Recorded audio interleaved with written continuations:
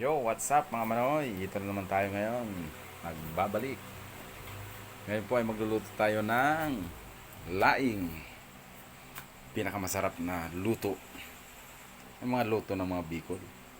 Masasarap.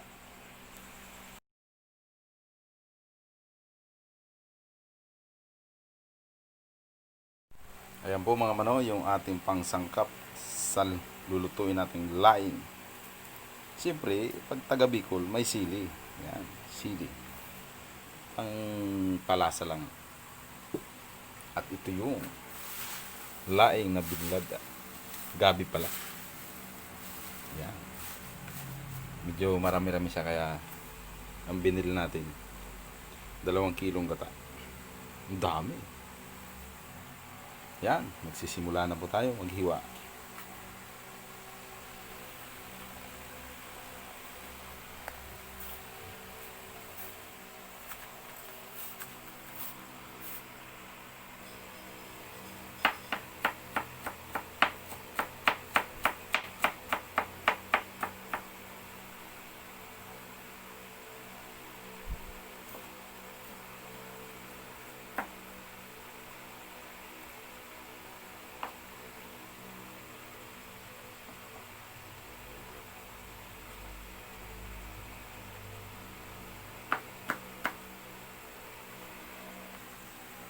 Yun mga manoy, nahiwa na po natin yung ating mga ingredients.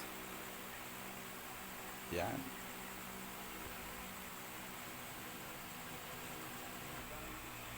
So ayan mga manoy, sasalang na natin yung ating lulutuin na laing. Yan. So ang ginawa ko, inuna ko na yung gata at mga sangkap niya. Pero ito pa yung sili. Taka yung pansahog natin, inadobo ko muna sa asin. Yung adobong Bicol. Tapos, ito yung purong-purong gata na pag malapit na siyang maluto. Salang na. Ayan mga manoy, nakasalang na siya. Haluin lang nating haluin ng gata para yung tinatawag sa amin sa Bicol na magkurta. Kurta. Ayan.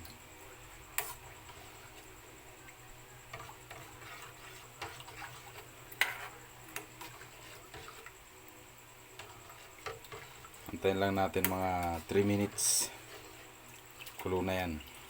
Ilalagay na natin yung gabi. Dahon pala, dahon ng gabi. Gabi, pero pag naluto, laing. Anong pinagkaiba nun? Ayan, mga manoy. Kulo na siya. At lalagay na natin yung dahon. Meron ditong katali na tanglad.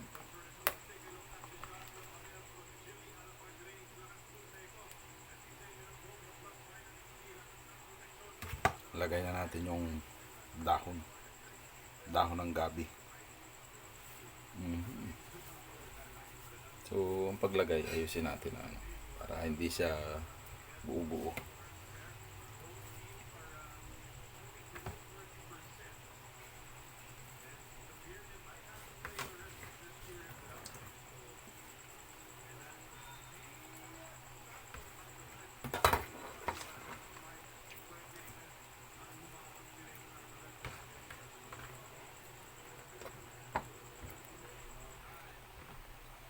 Ayan.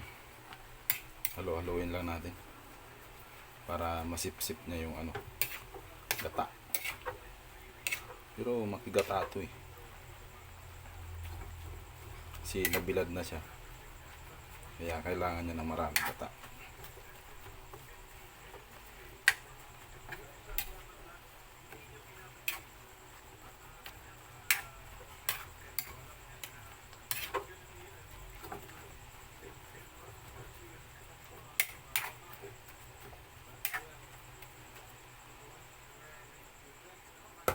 Tayo lang natin mga 5 minutes para kumulo. Yun, makalipas ang 5 minuto. Ayan na siya. So, antayin-antayin pa rin natin ng lumambot-lambot na konti bago lalagay natin yung purong gata para nanunuot sa sarap. Panalo ang lasa. So ayan mga manoy, lalagay na natin yung purong gata.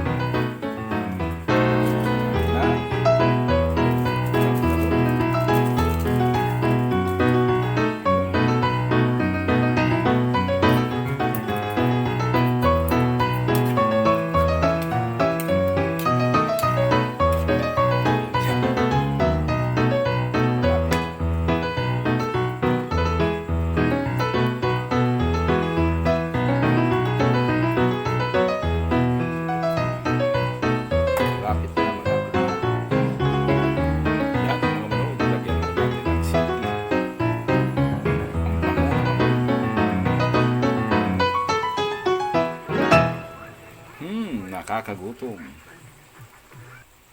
So ayan na mga manoy, medyo kinulang ako sa anghang kaya nagdagdag ako at nilagay ko na rin yung sahog. Yung ginawa ko dyan, inadobo ko muna sa asin para malasang malasa talaga siya, para pag kinain mo ramdam mo yung yung lasa niya sa sahog. Yan, nakakagutom na mga manoy.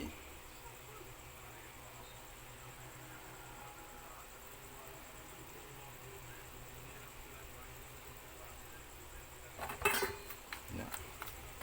Ayan, at haluin lang natin. Tayo kakain na. Ayan na mga manoy, luto na siya. Yan, kain na tayo.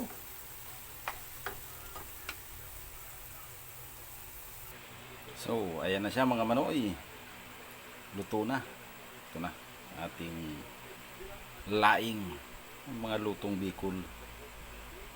Simple luto lang pero the best. Yan. Tsaka pag nagluto tayo ng mga ganyang bagay, kailangan samahan natin ng pagmamahal para masarap talaga. Mapaparami na naman ang kain namin ito. Mag-aagaw na naman kami sa pagkain.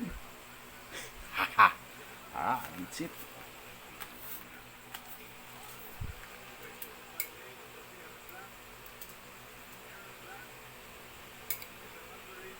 Samahan natin. Kain.